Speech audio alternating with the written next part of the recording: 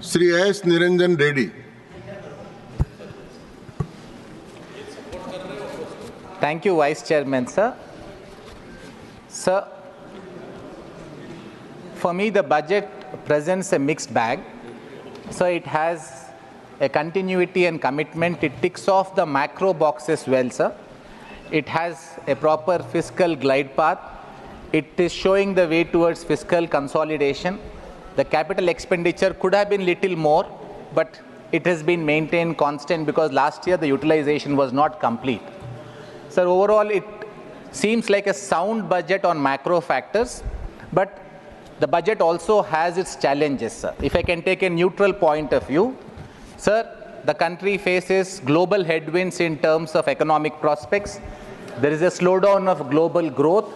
There is a slowdown of global trade. So the government and the finance minister has to confront these challenges, sir. But when I look at the government trying to stick to fiscal discipline, this is my starting point. I would like to compliment the finance minister and the government. Maybe, sir, it shows some light in relation to the recent Niti Aayog report about some of the states needing to learn something from the center trying to stick to this fiscal discipline. Sir, I may have a few differences with the Honorable Finance Minister with regard to the allocation, but I would like to start by complimenting the government that they have remained fiscally responsible. Sir, the biggest splash the budget makes is in terms of the tax relief that is granted to the middle classes. Sir, all of us welcome it because these are the classes that have been contributing to the direct taxes, which constitute the largest chunk of the revenue that the government gets, sir. But 1 lakh crore rupees is a substantive money, sir.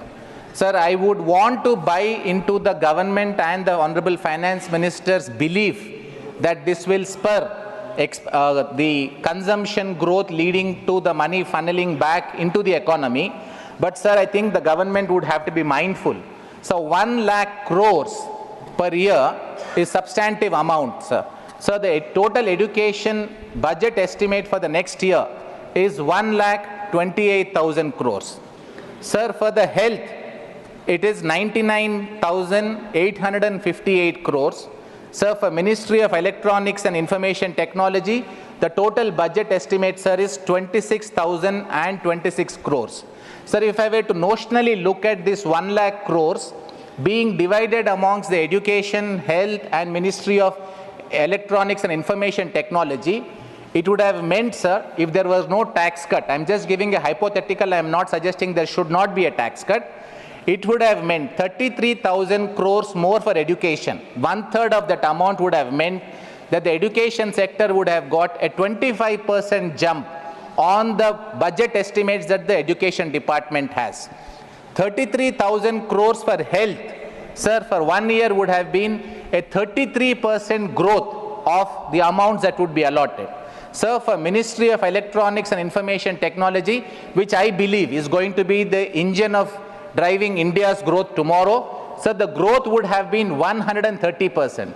Sir, if we just pause for a minute and look at if this 1 lakh crores could hypothetically be divided amongst these three, sir, the growth and the impetus each of these sectors would have would have been stupendous.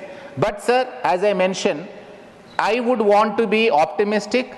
Let me buy into the government's vision. Let me buy into the Honorable Minister's vision, Finance Minister's vision, that this will spur consumption growth. I am slightly skeptical, sir, but even if it were to translate into a 50% reality, it would still be worth it because a large section that is contributing to Indian economy is felt rewarded by the government. That sections will feel that the government is listening to them. But it is time that most of that money, and I would appeal to those people who are getting those tax monies to please plow it back into Indian economy. Don't splurge it on traveling abroad, please travel in India. Don't splurge it on spending on foreign goods, please spend it on goods that are manufactured in India. Government made an overture to you. If you respond and if you were to give government a helping hand, you will get more reliefs later. If this does not work for the government, then the tax-paying class needs to understand that they are not repaying the government's faith, and the government may not want to extend these kind of benefits. Let us please note this as a warning for ourselves. Sir, because I have touched upon 3 areas that could have immensely benefited if the amounts were to be contributed to them, I will touch upon only these 3 areas, sir, as my theme on the 3 suggestions that I want to make. Sir, education. Sir, one area within the limited allocation that is made, I want the government to really speed up this process, but that is sadly lacking, sir, is the internet connectivity to schools. Sir, the UDISC report of 23-24, which is of the government of India, shows, sir, that only 57% of Indian schools have functional computers, sir.